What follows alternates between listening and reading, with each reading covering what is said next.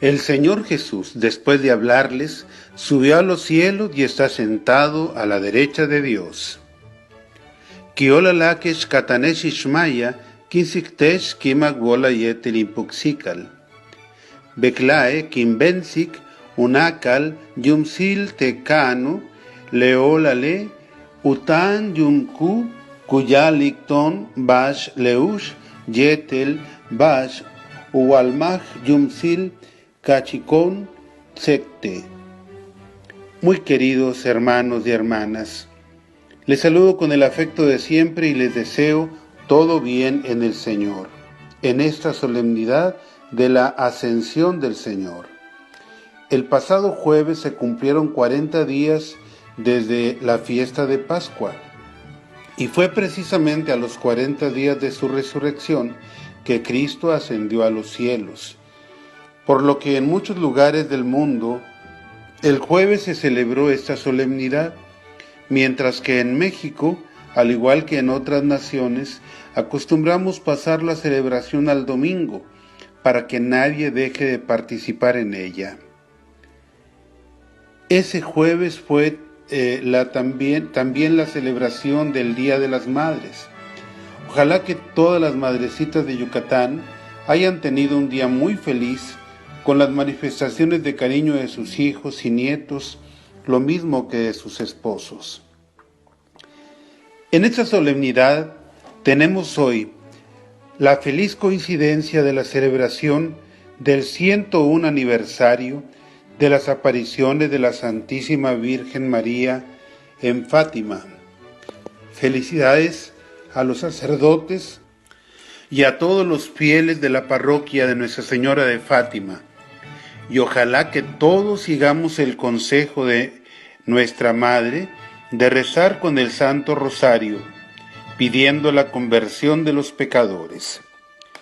La ascensión del Señor a los cielos marca el final de las continuas apariciones del resucitado a los apóstoles, para que se dispongan y preparen a recibir al Espíritu Santo, a ser partícipes del nacimiento de la Iglesia y a dar inicio a la obra evangelizadora.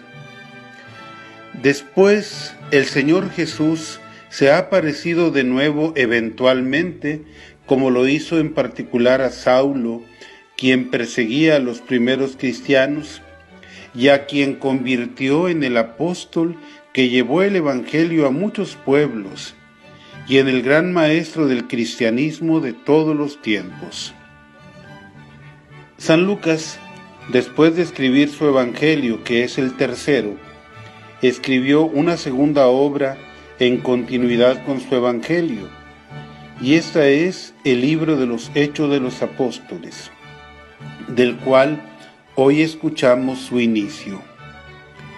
Aquí San Lucas vuelve a dirigir su obra a Teófilo, y los estudiosos de la Escritura dicen que el tal Teófilo puede haber sido un obispo al frente de una comunidad cristiana, o pudo haber sido un cristiano amigo suyo, o de cierto relieve en alguna comunidad, o que podían ser y podíamos ser todos los creyentes en Cristo, ya que Teófilo significa amigo de Dios. Y así Lucas se dirigía a todos los amigos y amigas de Dios de todos los tiempos. Independientemente de la intención de Lucas, la palabra de Dios siempre es para todos. El texto de hoy del libro de los Hechos de los Apóstoles nos narra la ascensión del Señor a los cielos.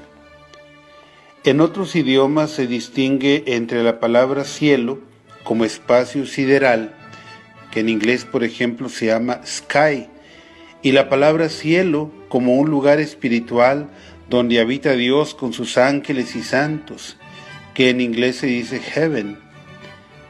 Jesús, delante de sus discípulos, vuela al espacio físico, pero para indicar que se dirige al lugar donde está el Padre Celestial. los discípulos todavía estaban confundidos, pensando que el triunfo de Jesús se reducía al esperado triunfo político de los judíos sobre los romanos y sobre todos los paganos. Pero Jesús les indica que deben permanecer unidos en la espera de recibir al Espíritu Santo, quien los fortalecerá para ser sus testigos en Jerusalén, en toda Judea, en Samaria y hasta los confines de la tierra.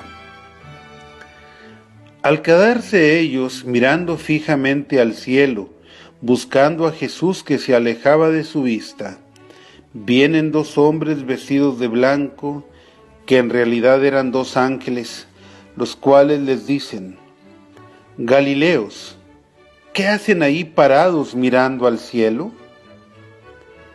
Ese reclamo que implica la pregunta de los ángeles significa que la Iglesia nunca debe estar paralizada, porque la obra evangelizadora no deberá detenerse nunca.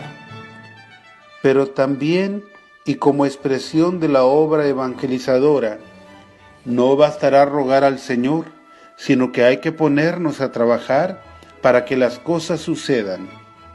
Como dice el dicho mexicano: a Dios rogando y con el mazo dando. Y esto más aún en el orden eclesial y comunitario, para trabajar de modo que la justicia y la caridad se cumplan, al menos un poco, aquí y ahora, como manifestación del reino de Dios en nuestro tiempo. Luego los ángeles les anuncian que Jesús regresará, así como lo han visto marcharse, por lo cual los cristianos continuamos con esta esperanza que no nos paraliza, sino que nos dinamiza para comprometernos con las necesidades del mundo, el cual ante todo necesita del reinado de Dios. Pero deseamos que el Señor vuelva cuanto antes, y por eso en cada Eucaristía le decimos a Jesús: anunciamos tu muerte y proclamamos tu resurrección, ven Señor Jesús. El Evangelio de hoy, según San Marcos, también presenta a Jesús antes de su ascensión, enviando a los 11, diciéndoles: vayan por todo el mundo y prediquen el Evangelio a toda criatura. El que crea y se bautice se salvará. El que se resista a creer será condenado. Jesús habla de una serie de señales que acompañarán a los que hayan creído. Arrojar a los demonios significa, en primer lugar, arrojar nuestros propios demonios que continuamente nos tientan. Arrojar los demonios de otros mediante nuestra predicación y con nuestro testimonio. O arrojarlos por el sacramento de la reconciliación en el confesionario.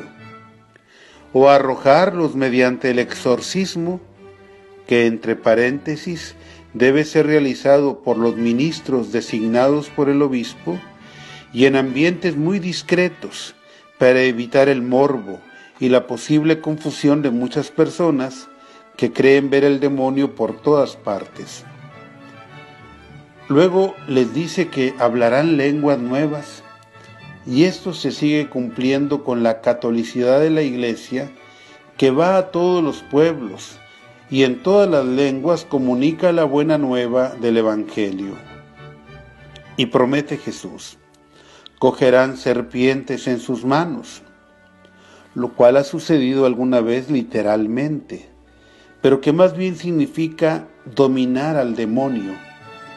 Lo mismo les dice: y si beben un veneno mortal, no les hará daño, lo cual ha sucedido también literalmente, pero sucede cada vez que vemos, escuchamos o sentimos algo inconveniente para la vida cristiana de todo lo que abunda en el mundo de hoy, pero que si nos mantenemos firmes no nos hará daño con la gracia del Señor.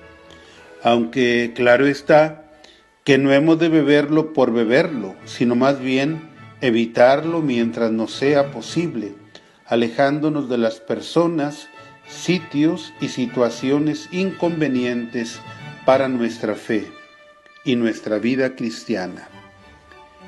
Y la última promesa es: impondrán las manos sobre los enfermos y éstos quedarán sanos, lo cual se ha cumplido a lo largo del tiempo con infinitas curaciones milagrosas que suceden con la fe, pero también sucede con el sacramento de la unción de los enfermos, que siempre cura a los enfermos de sus pecados, los fortalece para enfrentar la enfermedad y en múltiples casos los alivia corporalmente de la misma. Es parte de nuestro credo afirmar que Jesús está sentado a la derecha del Padre. Y el Evangelio de hoy dice: el Señor Jesús, después de hablarles, subió al cielo y está sentado a la derecha de Dios. Ese estar sentado significa reinar desde su trono y enseñar desde su cátedra. San Pablo, en su carta a los Efesios, en el pasaje que hoy escuchamos en la segunda lectura, dice de una forma clara y categórica: con esta fuerza resucitó a Cristo de entre los muertos y lo hizo sentar a su derecha en el cielo, por encima de todos los ángeles, principados, potestades, virtudes y dominaciones, y por encima de cualquier persona, no solo del mundo actual, sino también del futuro. En la medida en que cada gobernante y cada candidato reconozca de verdad esa supremacía de Cristo, México y el mundo podrán eliminar toda injusticia y corrupción. Y en la medida en que cada uno de nosotros acepte también esta supremacía de Cristo, nuestra vida cambiará en el mejor de los sentidos y tendremos una paz y un gozo que nadie nos podrá arrebatar. Cristo subió al cielo, llevando con él nuestra humanidad, como anticipo de todos los hombres y mujeres que poco a poco vamos e iremos subiendo allá para reinar junto a él. Ojalá que pasado mañana, día 15, todos los maestros de todos los niveles de enseñanza pasen un día muy feliz, y que el único maestro de todos les dé la prudencia, sabiduría y fortaleza necesarias en la conducción de los niños, adolescentes y jóvenes, recordando siempre que son colaboradores de los padres de familia, los cuales son los primeros y últimos responsables de la educación de sus hijos. Que tengan todos una feliz semana. Sea alabado Jesucristo.